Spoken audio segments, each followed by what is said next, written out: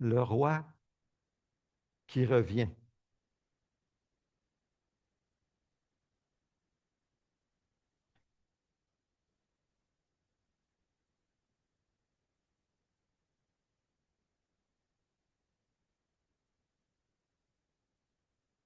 Je vais faire une lecture de 18 versets dans Daniel 7. Vous pouvez vous lever si vous désirez. C'est un petit peu long. Vous pouvez peut-être rester assis. Alors, soyez bien à l'aise. Je pense que c'est mieux que vous restiez assis. Alors, voici le texte, que Dieu bénisse sa parole. La première année du règne de Belshazzar sur Babylone, Daniel fit un rêve. Des visions se présentèrent à son esprit pendant qu'il était sur son lit. Ensuite, il mit ce rêve par écrit et en raconta les points principaux. Daniel commença son récit. Je regardais pendant ma vision nocturne et voici que les 4 vents du ciel ont fait irruption sur la grande mer. 4 bêtes énormes sont sorties de la mer, différentes les unes des autres. La première ressemblait à un lion et avait des ailes d'aigle. Pendant que je regardais, ses ailes ont été arrachées. Elle a été soulevée de terre et mise debout sur ses pattes. Comme un homme, un cœur d'homme lui a été donné. Puis est apparue une deuxième bête qui ressemblait à un ours. Elle se dressait sur un côté. Elle avait 3 côtes dans sa gueule, entre les dents. On lui disait, lève-toi, mange beaucoup de viande. Après cela, j'ai vu une autre bête qui ressemblait à un léopard. Elle avait 4 ailes sur le dos, comme celle d'un oiseau. Cette bête avait 4 têtes et la domination lui a été donnée. Après cela, j'ai vu dans mes visions nocturnes une quatrième bête redoutable, terrible, extraordinairement puissante. Elle avait de grandes dents en fer. Elle mangeait, brisait et piétinait ce qui restait. Elle était différente de toutes les bêtes précédentes et avait 10 cornes.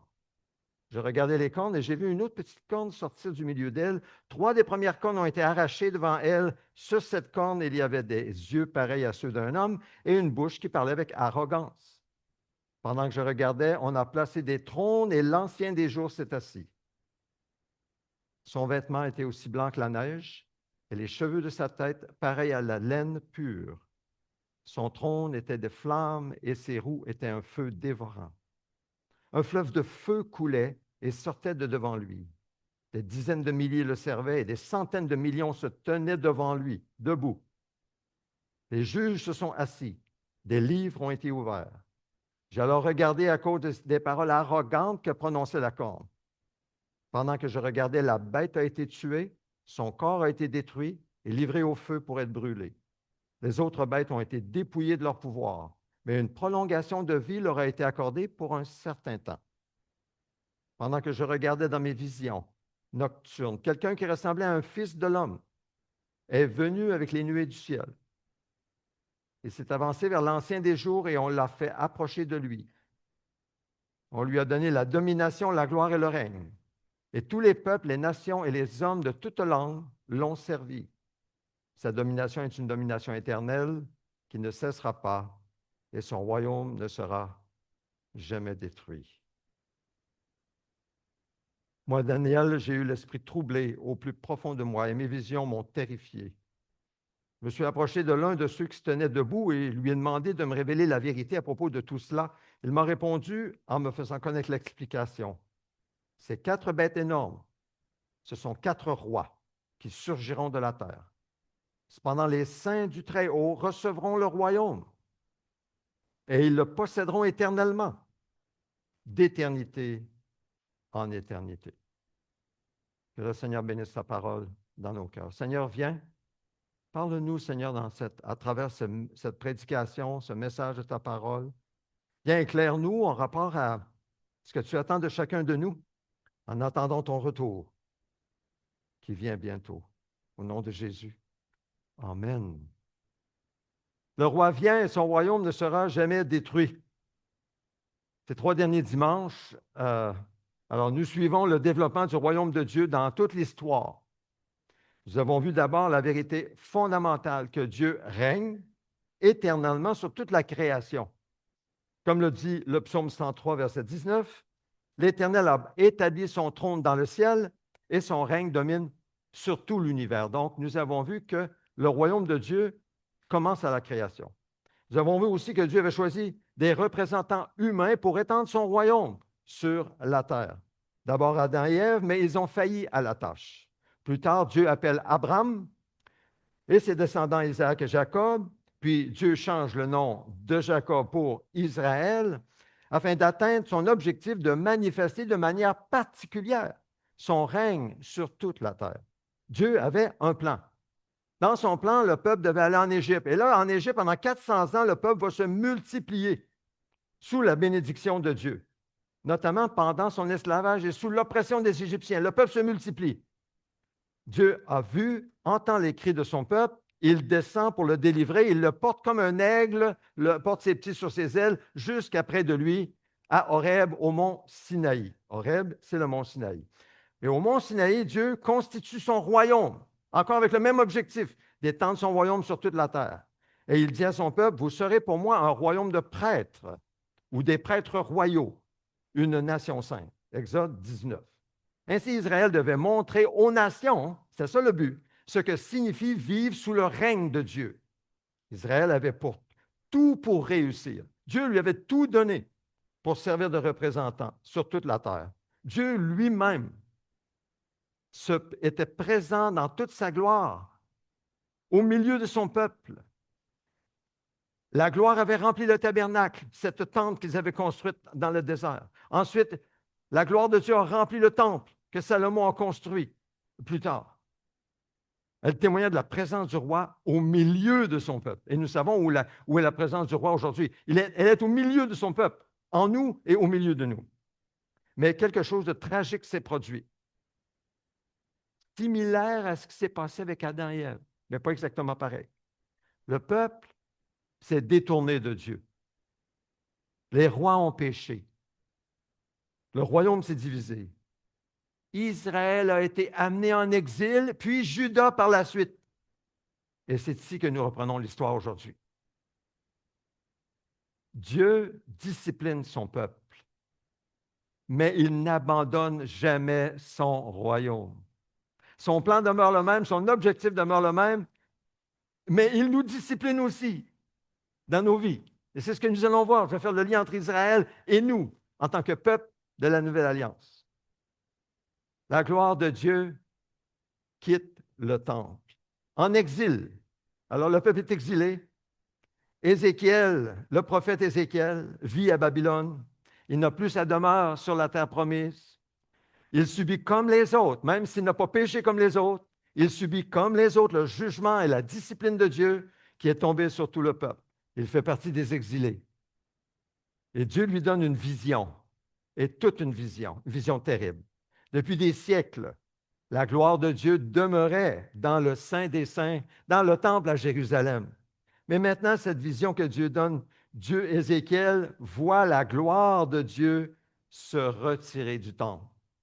Ézéchiel 10, verset 18. Il voit, et je cite, c'est écrit, la gloire de l'Éternel s'est retirée du seuil du temple et s'est placée au-dessus des chérubins.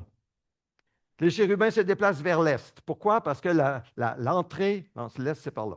L'entrée du temple de Jérusalem faisait face à l'est, tel que Dieu l'avait indiqué. Donc, ils sortent. La gloire de l'Éternel sort du temple. Ézéchiel voit ça dans la vision. Sur les chérubins, ça va vers l'est, tout droit à l'est de la ville. La gloire de l'Éternel est montée au-dessus du centre de la ville, s'est arrêtée sur la montagne qui se trouve à l'est de la ville, au verset 23 du chapitre 11. Imaginez la scène. Imaginons, parce que je rapporte une application pour nous. Le temple est toujours là. Les murs sont toujours là. Les prêtres sont toujours là dans leur fonction. Les cérémonies religieuses existent encore. Tout continue comme normalement, sauf que la gloire de Dieu s'en va. Elle quitte le temple et elle n'est plus là finalement. Et ça devrait nous faire trembler aujourd'hui. Pourquoi? Parce que c'est possible de conserver les structures de la religion, l'extérieur d'une vie consacrée à Dieu, avoir un culte, des réunions, des activités, des programmes, tout en perdant la présence manifeste de Dieu. C'est possible parce que c'est ce qui s'est passé et c'est possible. Une église peut avoir un bâtiment, des réunions, des chants, des programmes, une bonne organisation et pourtant manquer l'essentiel. Et quel est cet essentiel? La présence vivante, compatissante, puissante de Dieu et la soumission volontaire de son peuple, de ses enfants, est reconnaissante à son règne. Frères et sœurs, ce n'est pas seulement une histoire concernant Israël, ce que nous avons ici. C'est une question pour nous aussi. Et je nous pose la question à nous tous. Est-ce que Jésus règne réellement en nous et parmi nous? Est-ce qu'il est notre tête fonctionnelle? Une tête fonctionnelle, c'est-à-dire que nous le consultons régulièrement, seul et en Église. Comme David le faisait, il consultait l'Éternel pour ses décisions. Qu'en est-il de nous? Ça s'applique à nous. Est-ce que la présence de Dieu manifeste? Je ne parle pas simplement qu'il nous sauve, on ne parle pas du salut, on parle de la présence qui se manifeste dans nos vies.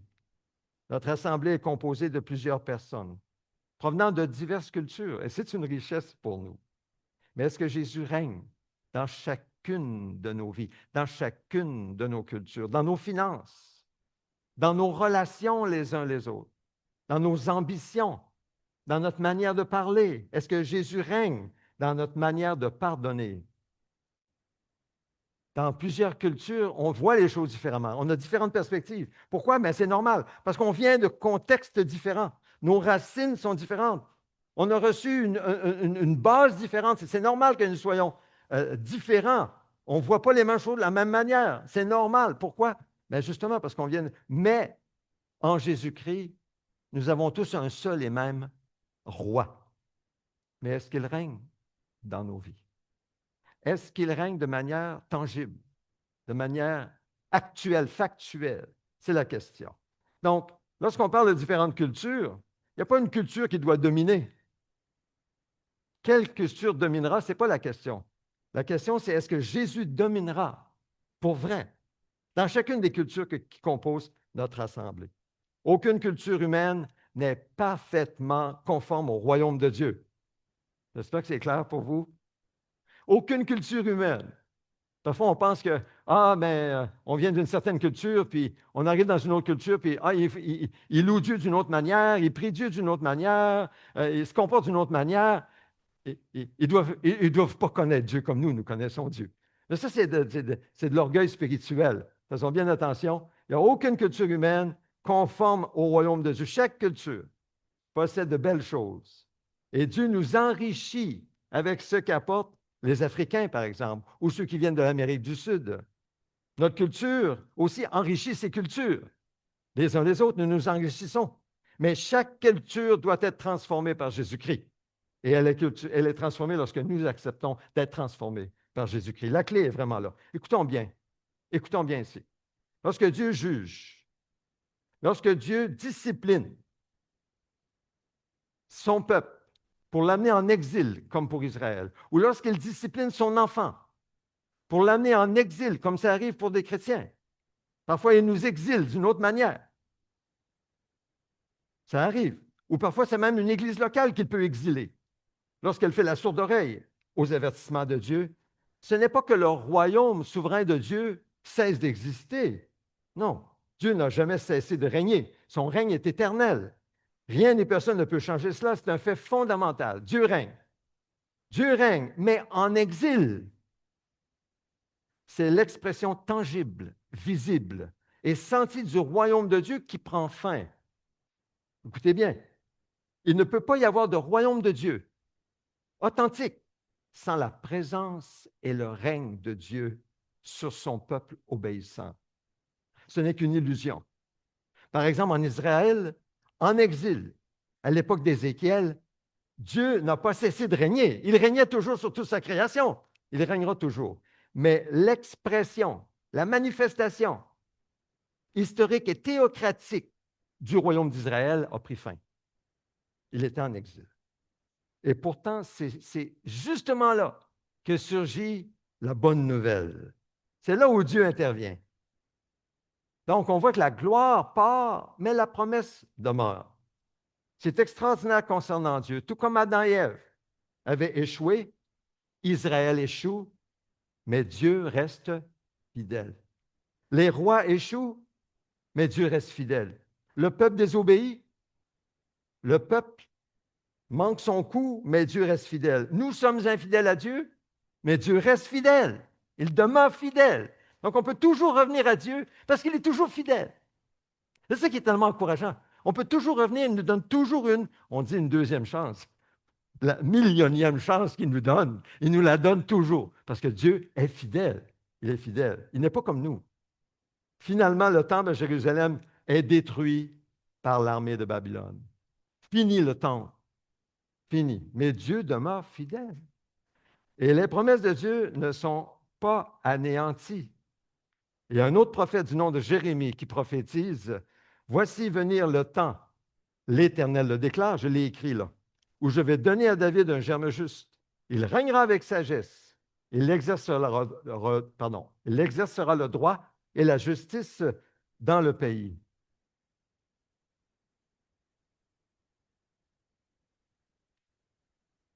Et Michée, le prophète, va annoncer quelque chose dans le même sens. Il va dire, « À toi viendra l'ancienne domination. » Donc, c'est l'annonce que la promesse tient. La domination reviendra. Et le détail le plus magnifique, le même Ézéchiel, le même prophète qui a vu la gloire de Dieu quitter le temple, il la voit aussi revenir dans le temple. Ézéchiel 43, la gloire du peuple, la gloire de Dieu plutôt, revient dans le temple. Ézéchiel 43. Autrement dit, en d'autres mots, pour nous, ce qu'il faut comprendre, c'est que Dieu n'a pas fini avec son plan. Oh non, il continue encore aujourd'hui à le mettre à exécution. Et il arrivera à sa fin. Il le fera. Nous sommes dans l'histoire. Nous n'avons pas encore terminé. Sa discipline, que ce soit pour Israël comme pour nous, écoutons bien, sa discipline dans nos vies, même si nous connaissons l'exil, loin du peuple de Dieu et loin, tu sais, en exil, loin, on est avec le peuple de Dieu, mais loin de là où on devrait être, sa discipline n'est jamais finale, définitive. Le jugement n'est pas le dernier mot. L'exil n'est pas le dernier mot. La destruction n'est pas le dernier mot dans nos vies. Nous avons toujours une autre chance pour nous reprendre avec Dieu, car la fidélité de Dieu, c'est ce qui a le dernier mot. La fidélité de Dieu a le dernier mot. Alors ne dites jamais, « Ah, c'est foutu, c'est désespéré. » Il n'y aura pas d'espoir, il n'y aura pas de lumière au bout du tunnel. Ne dites pas ça, c'est faux, c'est un mensonge. Il y a une lumière au bout du tunnel. Il y en a une, même si vous ne la voyez pas, même si ça fait des années que vous ne la voyez pas, il y a une lumière au bout du tunnel. Et cette lumière, c'est la promesse de Dieu pour vous. Vous êtes son enfant, vous lui appartenez. Il a un projet de paix et non de malheur, afin de vous donner un avenir et de l'espérance. Ça s'applique à Israël, ça s'applique à nous. La fidélité de Dieu, c'est le dernier mot. Parce que Dieu est fidèle.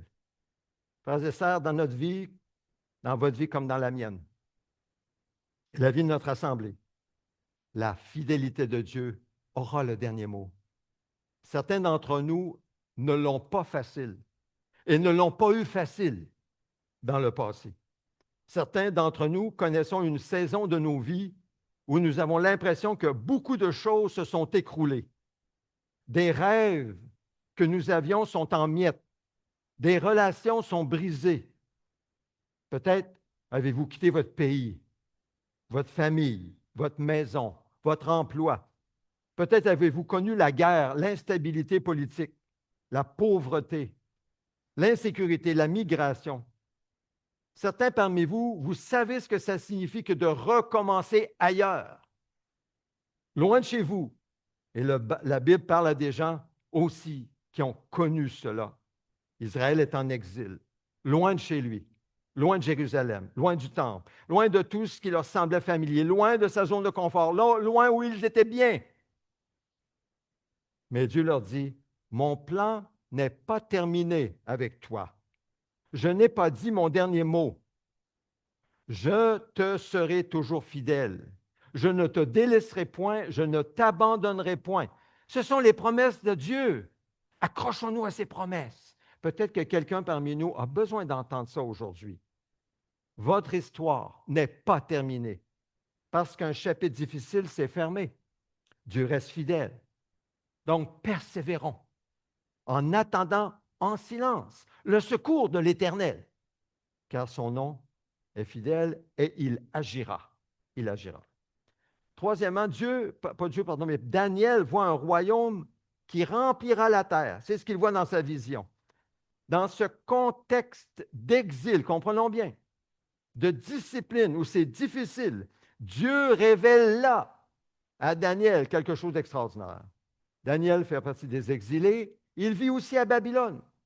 Israël n'a plus de roi. Jérusalem est tombée. La grande puissance babylonienne semble contrôler l'univers. Mais Dieu, mais Dieu, mais Dieu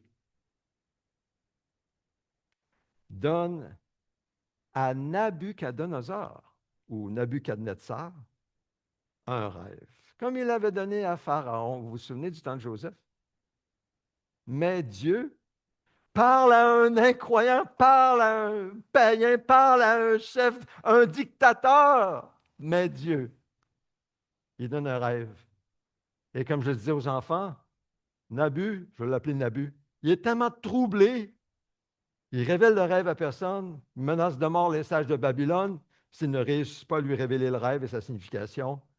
Mais Dieu répond à la prière de Daniel et ses amis, révèle le rêve à Daniel, le dit à Nabu, et puis là, wow, c'est en plein ça. Boum! Nabu, qu'on pourrait peut-être appeler un Donald Trump de l'époque. Il y avait une grande statue, comme je disais aux enfants tantôt. Je ne répéterai pas tout ce que j'ai dit. Et puis là, il y a une pierre qui se détache.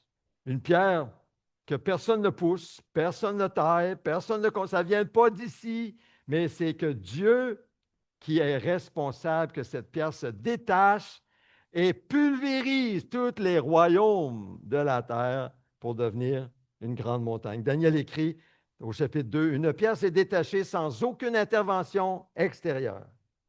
Et cette pierre frappe la statue, une grande montagne remplit la terre par la suite. C'est ce qu'il voit dans sa vision. Et là, c'est écrit au verset 44, à l'époque de ces rois, le Dieu du ciel fera surgir un royaume qui ne sera jamais détruit. Un royaume qui ne sera jamais détruit. Contrairement au royaume humain, ils seront tous détruits. Ce royaume ne sera jamais détruit. Assurons-nous qu'on fait partie de ce royaume, que nous sommes citoyens de ce royaume. C'est la chose la plus importante de toute la vie, d'être sûr et certain que nous faisons partie de ce royaume. Qu'on n'est pas juste, on n'espère pas simplement, là. On ne souhaite pas simplement. Nous le savons parce que nous avons mis notre foi en celui qui ne ment pas et qui est fidèle.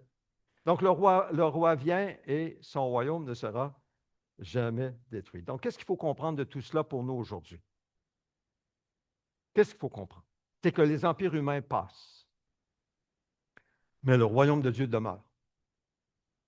Les présidents passent, les gouvernements passent, les dictateurs passent, les systèmes économiques passent, les idéologies passent, les philosophies, les frontières changent, les nations se lèvent et tombent. Tout passe, mais le royaume de Jésus-Christ ne passera jamais. L'apôtre Jean l'a dit d'une autre manière, le monde passe. Écoutons bien, parce que ça doit changer nos vies. On ne doit pas vivre pour le monde, pour ce qui est dans ce monde, qui passe. Ce n'est pas sage, parce que ça passe. Le monde passe, ça convoitise aussi, mais celui qui fait la volonté de Dieu demeure éternellement. Portée éternelle pour celui qui fait la volonté de Dieu. Ne donnons pas notre cœur, frères et sœurs, nos énergies, notre temps, seulement pour ce qui passe. Daniel avait vu des royaumes de ce monde se succéder et disparaître, mais il a vu autre chose. Le Dieu du ciel fera surgir un royaume qui ne sera jamais détruit. Daniel 2, 44. Donc le monde passe, les royaumes passent, mais celui qui appartient au roi appartient à un royaume qui ne passera jamais. Est-ce que je peux entendre un amen? Amen! C'est solide. C'est sur du roc. C'est éternel. Ce n'est pas juste des belles pensées. Ce n'est pas juste pour nous encourager et passer une belle semaine. Non, non. C'est vrai. Prenons une illustration qui rejoint les diverses personnes qui viennent de diverses cultures parmi nous. Plusieurs de notre assemblée viennent de pays qui ont connu de grands bouleversements politiques. Tantôt, on parlait d'un bouleversement au niveau d'un tremblement de terre, mais il y en a d'autres qui ont vécu des bouleversements politiques Certains ont vu des gouvernements changer abruptement, des coups d'État, des monnaies perdre leur valeur tout à coup, comme en Argentine il y a plusieurs années, des institutions tomber, elles qui semblaient tellement fortes, des périodes de violence et de corruption, des familles forcées de quitter leur pays, de laisser les leurs derrière eux, même ici au Canada, au Québec. Nous savons que des institutions humaines ne sont jamais éternelles. Or, Dieu nous enseigne par le prophète Ésaïe en disant, ne confondez jamais ce qui paraît puissant aujourd'hui avec ce qui est réellement éternel. Ne confondez pas les deux. C'est pour nous. Babylone, à l'époque, paraissait invincible. Elle n'existe plus aujourd'hui, vous savez. Elle n'existe plus. Essayez de dire ça aux gens qui étaient exilés à Babylone. Vous savez, un jour, Babylone, ça n'existera plus. Dieu l'a même dit. Il a promis que ça n'existerait plus, puis comme de fait, ça n'existe plus. La Perse paraissait invincible. La Perse, elle a disparu. La Grèce a dominé avec Alexandre le Grand. Hein?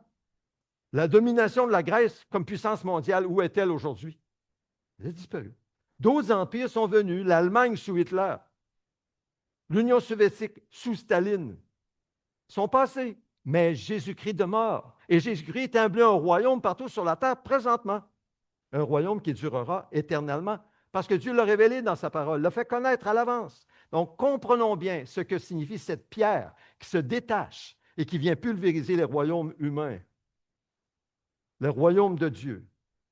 Alors, d'abord, la pierre, elle est liée au roi.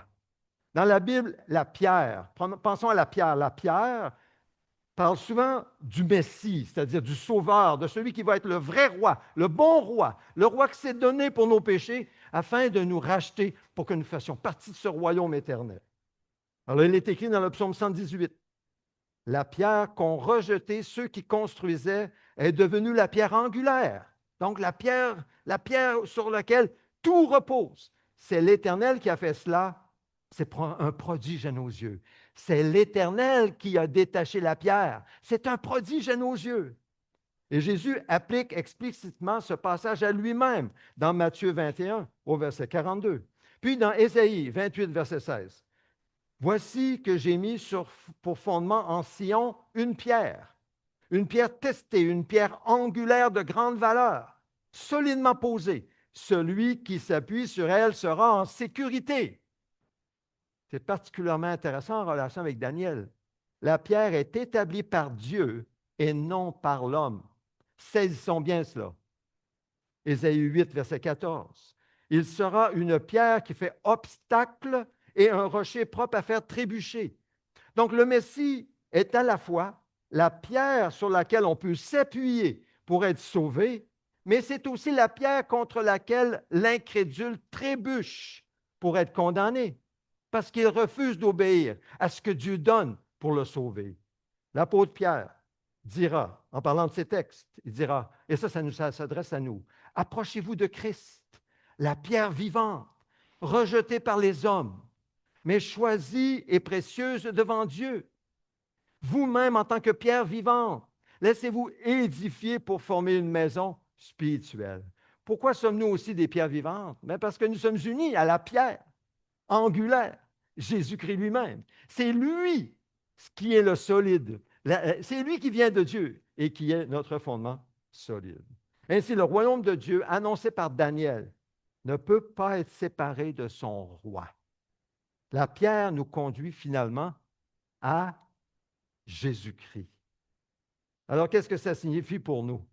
Ça signifie que nous n'attendons pas simplement une meilleure économie mondiale, un gouvernement plus juste, une société plus paisible qui viendrait de ce monde, ou un monde moralement amélioré. Non. Nous attendons Jésus, le roi des rois de la terre, qui a promis de revenir. C'est lui qui est l'espérance que nous avons. Pas simplement les choses iront mieux, tout va bien aller. Non, le roi vient. Oui, viens, Seigneur Jésus. Cinquièmement, dans Daniel 7, cette fois, nous voyons le roi. Daniel 2 nous montre le royaume, Daniel 7 nous montre le roi. Et c'est ce que nous avons lu tout à l'heure, et c'est le texte. Pendant que je regardais dans mes visions nocturnes, quelqu'un qui ressemblait à un fils de l'homme est venu avec les nuées du ciel. Et il ajoute quelque chose de très important. On lui a donné la domination, la gloire et le règne. Et qui servira ce Fils de l'homme qui descend sur les nuées? Tous les peuples, toutes les nations et les hommes de toute langue. Qui est ce Fils de l'homme qui descend sur les nuées? Le savez-vous? Soyons bien attentifs. Regardons bien ici. Qu'avons-nous ici dans notre communauté des Africains, des Sud-Américains, des Nord-Américains, etc.? Les langues devant ce Fils de l'homme, toutes les langues seront entendues. Les peuples seront bien représentés, mais il y aura un seul roi. Sa domination est une domination éternelle, Daniel 7, 14, qui ne cessera pas et son royaume ne sera jamais détruit. C'est difficile de ne pas penser à Jésus-Christ comme ce roi, n'est-ce pas? Jésus lui-même, il s'est appelé le Fils de l'homme. Hein? Quand nous lisons dans les évangiles, il dit le Fils de l'homme, encore et encore. Il savait exactement ce que Daniel avait écrit. Il affirmait ainsi son identité. Il est ce Fils de l'homme qui recevra le royaume éternel. C'est ce que Jésus a dit. Même aux gens de son époque, il n'a rien caché. Ce Fils de l'homme souligne non seulement son humanité, Fils de l'homme, mais c'est aussi sa divinité, parce que c'est un être divin qui descend du ciel pour établir le royaume éternel. Parfois, nous avons une vision trop petite de Jésus dans nos vies. Je parle à chacun de nous.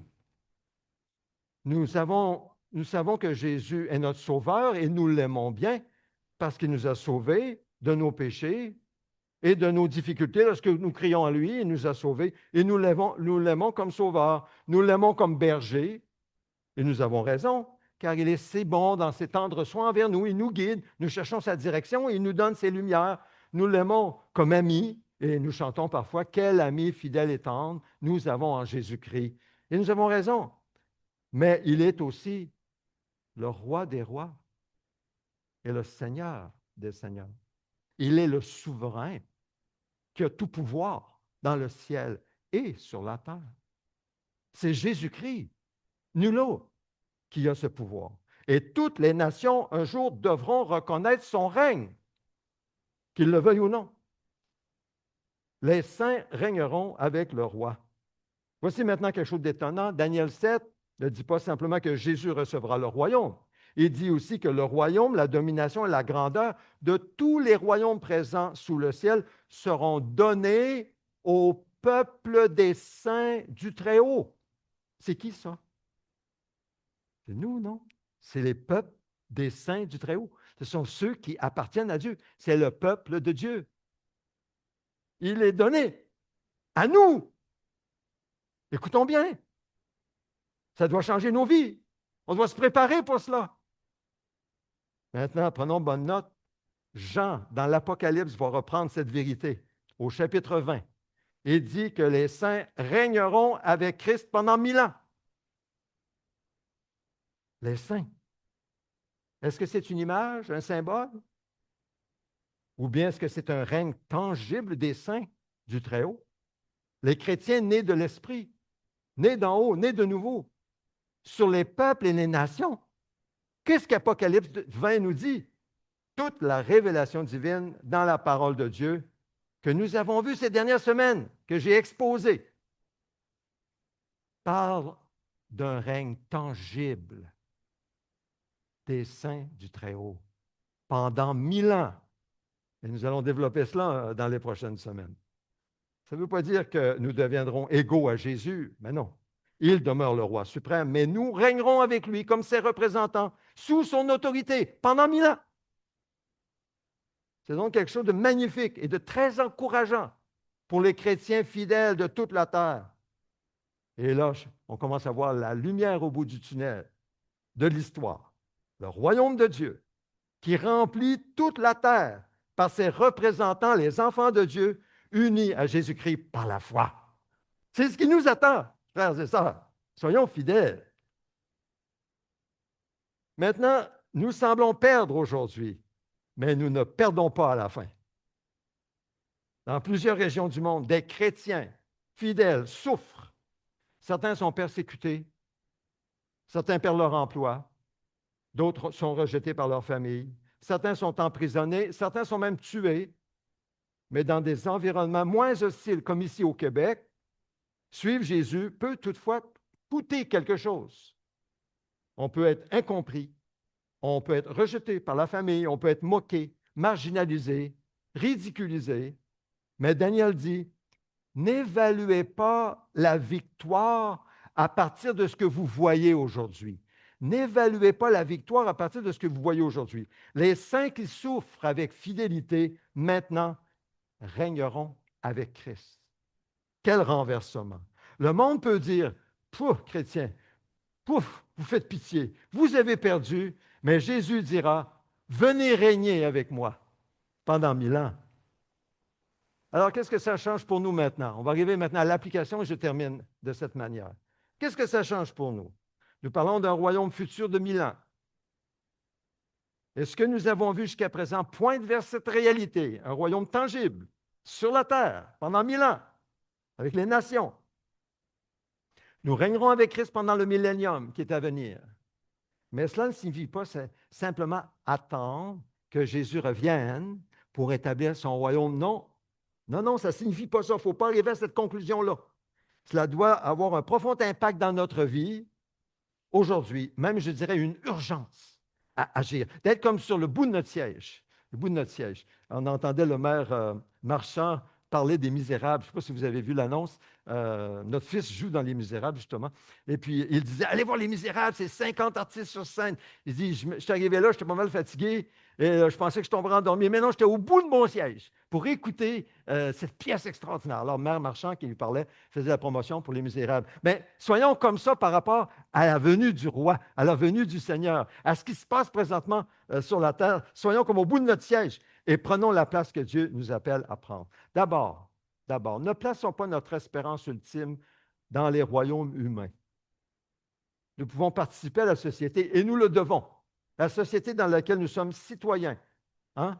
Nous sommes appelés à voter, à servir, à travailler, à chercher, pratiquer la justice. Dans la société dans laquelle nous sommes, à être la lumière du monde, le sel de la terre. Mais notre espérance ultime ne repose pas sur un parti politique. Non, ni à Ottawa, ou Washington, ou Bogota, ou Lima, ou Yaoundé, Ouagadougou, Port-au-Prince, peu importe où, quelle capitale du monde. Notre espérance est en Jésus-Christ, car nous sommes d'abord et avant tout des citoyens du royaume des cieux. Citoyens des cieux. Notre espérance ultime repose sur Jésus-Christ et nous cherchons à appliquer sa parole, sa bonne loi, là où nous sommes dans nos vies. Deuxième point d'application, vivons et marchons déjà sous le règne du roi. Nous attendons le royaume à venir, oui, mais Jésus est déjà notre roi, n'est-ce pas, dans nos vies? Ou l'est-il vraiment? C'était ma question plutôt. Alors posons-nous la question, dans quel domaine de ma vie est-ce que je résiste encore à son règne? Dans le domaine de mon argent, par exemple, ou ma colère, ou ma sexualité, ou mon ambition, ou mon orgueil, ma rancune, mes relations, mes projets, ma culture, mon avenir. Le royaume futur que nous attendons doit commencer par une réalité présente. Jésus règne fonctionnellement dans tout ou sur tous les domaines de ma vie. Ça commence là. C'est tout ou rien avec lui. Il prend tout. Pourquoi? Ben, il nous a tout donné. Et nous lui donnons tout. Et vous savez quoi? Il nous récompense de sa bénédiction par la suite, au-delà de ce qu'on peut imaginer. Il n'y a aucune crainte à avoir parce qu'il est tellement bon et fidèle. Le royaume humain ne contrôle pas l'histoire pour toujours. Troisième point, ne désespérons pas devant l'état du monde présent, parce que justement, les royaumes humains ne contrôlent pas l'histoire pour toujours. Les nouvelles peuvent être inquiétantes. On entend parler de guerre, de crise, de violence, de corruption, d'oppression, j'en passe. Daniel n'a pas reçu sa vision dans une période paisible. Alors rappelons-nous qu'il était en exil, sous une puissante domination étrangère. Alors, les royaumes humains ne contrôleront pas l'histoire pour toujours. Quatrièmement, d'application, invitons les gens à entrer sous le règne de Jésus maintenant. Ça nous conduit directement à l'Évangile, la bonne nouvelle du Seigneur Jésus en tant que roi. La question n'est pas simplement, croyez-vous à un royaume merveilleux qui vient? Non, la vraie question, c'est, êtes-vous réconcilié avec le roi? C'est ça le message. Paul suppliait, il disait, nous supplions au nom de Christ. Soyez réconciliés avec Dieu. C'est loin d'être l'arrogance et avec le ton dur. Non, c'est une supplication. Nous supplions. Soyez réconciliés avec Dieu, soyez réconciliés avec Dieu.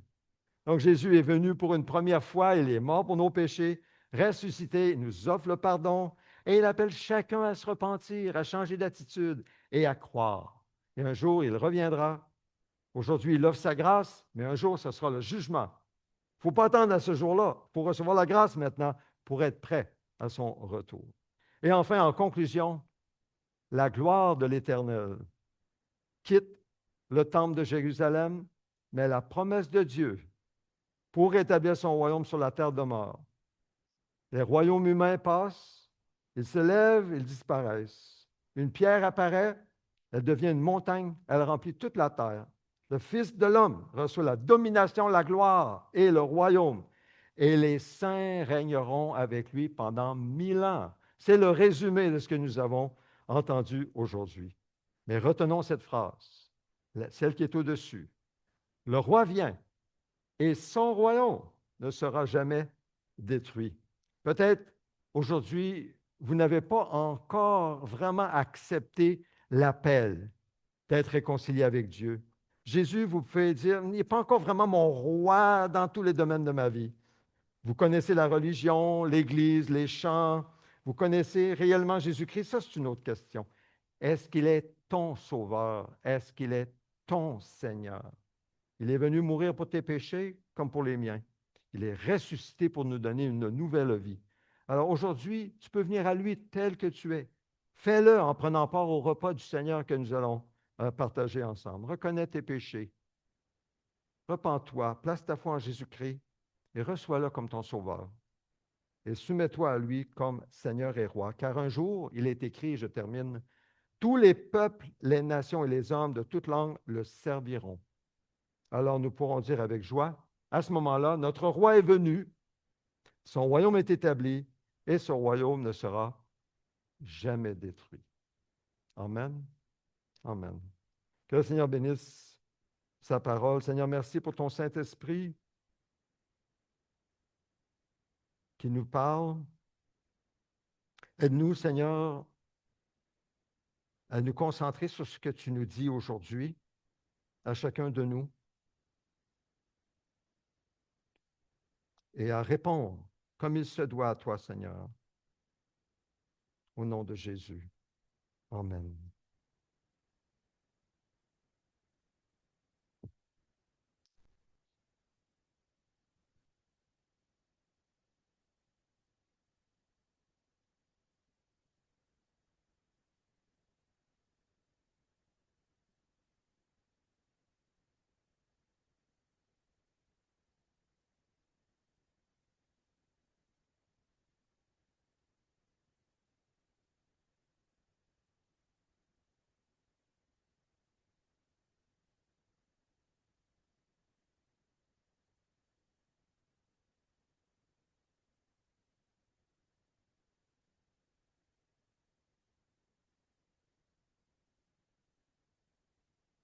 Prenons un moment pour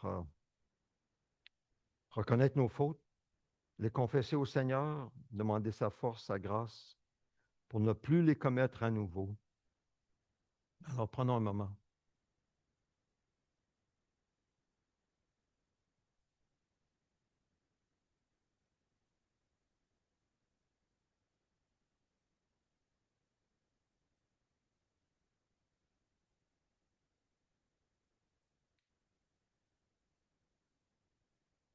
Si nous confessons nos péchés, Dieu est fidèle et juste de nous les pardonner et de nous purifier de toute iniquité.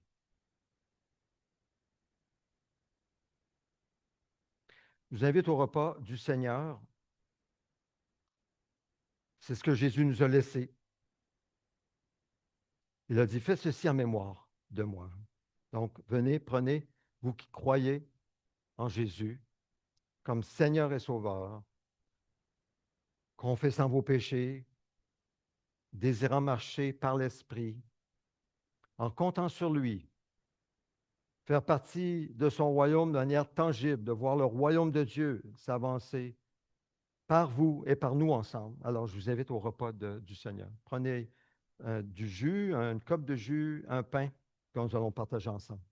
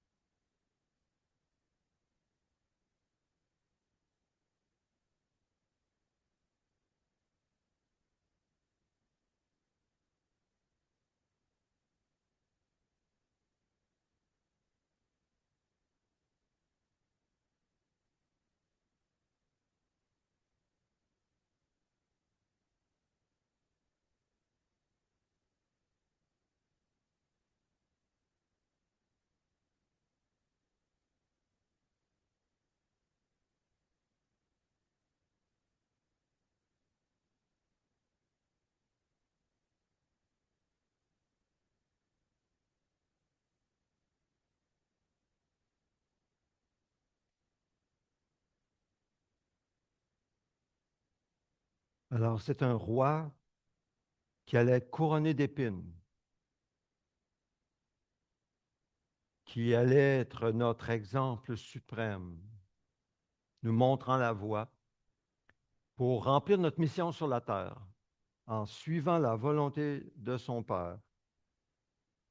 Il a pris du pain, un seul pain, pour représenter un seul corps avec ses disciples. Il a rompu, il a partagé à ses disciples en disant, prenez, mangez, ceci est mon corps, livré pour vous. Faites ceci en souvenir de moi. Prenons-en tous.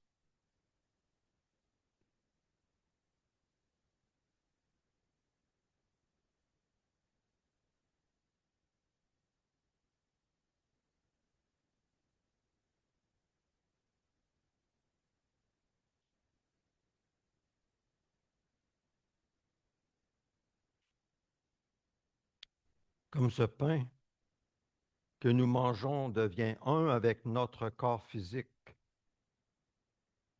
En esprit, ton corps spirituel,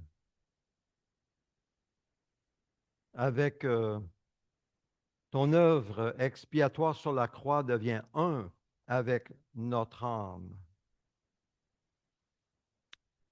et nous sauve. C'est toi, Jésus, et toi seul, qui nous sauve par cette identification spirituelle avec ton corps crucifié. Merci, Seigneur.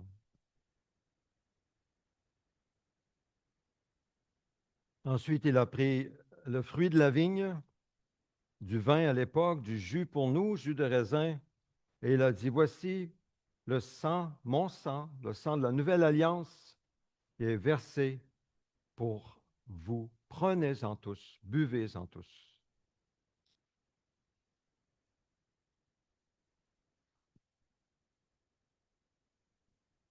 Seigneur notre Père, merci d'avoir envoyé ton Fils Jésus-Christ comme une partie de toi-même, afin que tu viennes nous réconcilier avec toi par le corps de ton Fils sur la croix. Merci qu'en étant unis à lui, nous sommes réconciliés avec toi. Tu ne nous en veux plus du tout. Tu ne nous en voudras plus jamais. Maintenant, en lui et par lui, nous t'apportons nos prières, nos actions de grâce, nos louanges. Nous t'apportons nos vies. Nous venons à toi tels que nous sommes. Et nous t'implorons, Seigneur, nous implorons ta grâce. D'abord, nous te louons, nous te remercions. Pour Roxane, tu as pourvu à des chevaux pour son cours et nous prions qu'elle réussisse. Et comme nous disions tout à l'heure, merci d'avoir gardé notre frère missionnaire Kevin et de l'avoir ramené auprès de sa famille. Merci pour la protection de la famille d'Alexandra euh, en Colombie, Seigneur Dieu. Malgré ce tremblement de terre, Seigneur, tu les as protégés. Maintenant, donne-nous le courage de rebâtir, comme notre sœur l'a mentionné tout à l'heure, Seigneur Dieu. Merci, Seigneur, pour ce que tu es en train de faire dans chacune de nos vies, même si on ne le voit pas.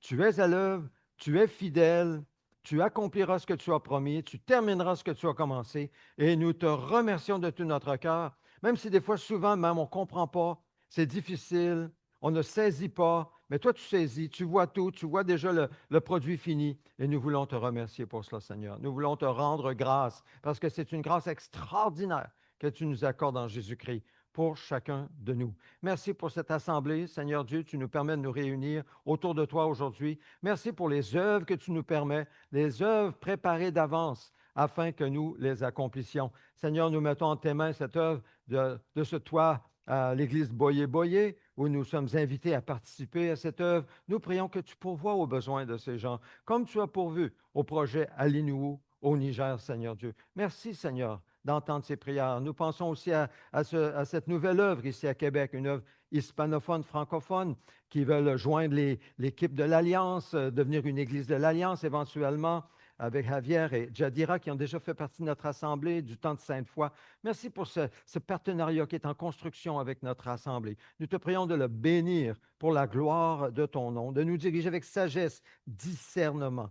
Seigneur, nous prions pour cette réunion en famille de l'Alliance avec les diverses églises, les nouvelles œuvres. On pense à Jean et Élisabeth Martin aussi, à Cap Santé. Et Seigneur, nous voulons nous réunir le 29 août à Duberger. Nous prions que tu nous accordes une belle journée, un temps de communion fraternelle qui soit enrichissant, un temps simplement joyeux, à entendre ce que tu fais, Seigneur Dieu, dans la vie de ton peuple, tes enfants ici à Québec, Seigneur. Seigneur, nous te demandons maintenant ta grâce, la grâce de mettre ta main sur nos frères et sœurs qui souffrent dans leur corps. Seigneur, nous pensons à notre sœur Loïda qui souffre dans son corps. Nous prions, Seigneur, que tu la guérisses, l'amènes sur le chemin où elle pourra retrouver une santé à 100%. Nous pensons aussi à Alexander, le neveu de Natalia, qui a disparu au front en Ukraine. Seigneur, Natalia, évidemment, elle est bouleversée par le fait qu'ils ont perdu des nouvelles de leur neveu. Et nous prions, Seigneur Dieu, que par ta grâce, tu mettes ta main sur lui. Seigneur, par ta grâce, que tu le gardes. Mets ta main sur Natalia, donne-lui ta paix aussi, une paix qui surpasse tout ce qu'on peut comprendre. Seigneur, nous prions, Seigneur, pour ce qui se passe en Ukraine. Évidemment, ça nous affecte de près ou de loin, mais avec notre sœur Natalia avec nous, ça nous affecte encore plus. Nous prions pour ta grâce, Seigneur Dieu. Ta paix et justement le règlement de ce conflit qui dure depuis plusieurs années. Nous prions pour le message d'espoir, ceux qui appellent au message d'espoir, avec que ta parole germe dans les cœurs de ceux qui appellent régulièrement. Et nous prions, Seigneur, pour Fatou Mata, Rosalie, qui devrait accoucher sous peu, peut-être cette semaine, dans les prochains jours. Nous prions pour ta bénédiction et ta protection sur elle, la femme d'Emmanuel. Nous prions, Seigneur, que l'enfant soit né en santé, que la maman soit aussi en santé, que tout se passe très bien pour la gloire de ton nom, que tu apportes beaucoup de joie avec cet enfant dans cette famille. Et nous prions, Seigneur, aussi pour Nati et d'autres femmes qui désirent tomber enceintes. Puisses-tu répondre à ce cri du cœur de ces femmes qui désirent aussi avoir des enfants. Nous prions que tu pourvoies. Et bénis, Seigneur, cette famille, Claude Dacuyo, avec Jeannette, son épouse, Naki, Jeannette. Nous prions, Seigneur, que tu les bénisses et que tu les aides à intégrer leur nouvelle réalité ici à Québec et dans notre assemblée. Nous prions enfin pour les guérisons physiques d'Yvon, qui souffre d'un cancer, Alberto, aussi le père d'Alberto, Linda, notre sœur, Pierre Côté, Jocelyne, Margarita, au niveau des cataractes, Seigneur, et d'autres encore, tu connais tous les besoins de ton peuple. Nous te prions d'intervenir maintenant pour chacun de nous. Entends les prières de tes enfants, Seigneur, qui prient maintenant Tu connais les cœurs, tu connais les situations, chacune. Entends les prières, Seigneur, maintenant. Et réponds, nous te le demandons ensemble, au nom de Jésus. Amen. Que Dieu entende et réponde aux prières de son peuple. Amen. Je vous invite à vous lever avec moi. Nous allons terminer avec la prière que le Seigneur nous enseigne. Notre Père céleste, que la sainteté de ton nom soit respectée, que ton règne vienne, que ta volonté soit faite sur la terre comme au ciel. Donne-nous aujourd'hui notre pain quotidien. Pardonne-nous nos offenses, comme nous aussi nous pardonnons à ceux qui nous ont offensés. Ne nous expose pas à la tentation, mais délivre-nous du mal et du malin, car c'est à toi qu'appartiennent dans tous les siècles le règne, la puissance et la gloire. Amen. Ô Dieu, nous te désirons de tout notre cœur. Fais de nous une Église interculturelle, renouvelée et en santé. Viens, transforme-nous, de sorte que nous devenions des disciples centrés sur Christ, dynamisés par l'Esprit, axés sur la mission et capables de nous multiplier partout. Merci Seigneur Dieu pour les biens que tu nous donnes avec abondance, les provisions. Seigneur Dieu, nous prions afin que tu bénisses les dîmes pour l'Assemblée et les offrandes, entre autres pour le toit de l'Église Boyer-Boyer. Puisses-tu pourvoir tous nos besoins avec gloire en Jésus-Christ. Je vous invite à vous asseoir. Quelques nouvelles pour les annonces. Alors, je vous rappelle pour la dernière fois, avant un bon bout, les outils pour méditer la parole de Dieu, les pages Facebook, 2 minutes Bible, inspirées du message d'espoir sur répondeur. Et vous avez le numéro. J'ai des cartes aussi qu'on peut distribuer. Si vous avez des gens qui vous aimeriez peut-être les inviter à écouter le message d'espoir qui est là. Une nouvelle capsule chaque jour, régulièrement, sinon à 9 heures, pour vous inviter les gens à venir à Jésus. Les gens appellent 24 heures sur 24, peuvent écouter un message. Il y a mieux sur Facebook, 2 publications quotidiennes pour nourrir notre méditation de la parole. Je trouve ça très, très nourrissant. Personnellement, c'est ce que j'utilise. Bouchée de vérité, une publication chaque jour à 10 heures pour approfondir la parole de Dieu en parcourant les 365 jours, la confession de foi de l'Alliance. C'est mieux, on apprend à connaître ce que nous croyons en tant qu'Église de l'Alliance. Autre annonce, prochaine diapositive, veux-tu m'aider? Ça semble fatigué ici, ce que j'ai dans la main. Ah, attends un peu. L'Alliance, en fait, j'ai prié pour cela. C'est samedi 29 août, donc c'est dans 2 semaines, à partir de 14 heures, surtout des jeux avec les enfants, course au trésor, ce genre de choses. Le souper est à 17 heures. Chacun apporte son souper. Apportez vos chaises ou des couvertures. On va manger ensemble. On va entendre des témoignages de diverses églises et nouvelles œuvres. Alors, c'est samedi 29 août. L'Alliance, 3 églises d'Alliance à Duberger, notre église à Lévis et 3 nouvelles œuvres, comme je mentionnais tout à l'heure. 30 années pour dire merci. Alors, c'est simplement pour vous dire que le dimanche 27 septembre, nous allons souligner pour dire merci au Seigneur pour 30 années de service que j'ai apporté pour cette église, l'Église Alliance chrétienne et missionnaire de Sainte-Foy, Québec. Pourquoi Sainte-Foy, Québec? Parce que l'Église de Sainte-Foy est devenue l'Église de Québec.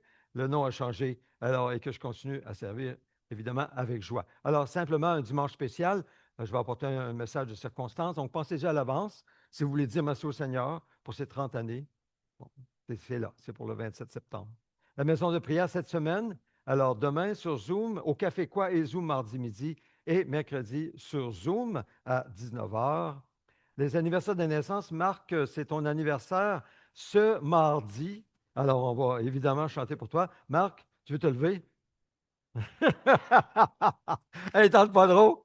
Joyeux anniversaire, sois fidèle à Jésus, que Dieu te bénisse, que tu grandisses en lui, que tu grandisses en lui, mon frère, que le Seigneur te bénisse abondamment.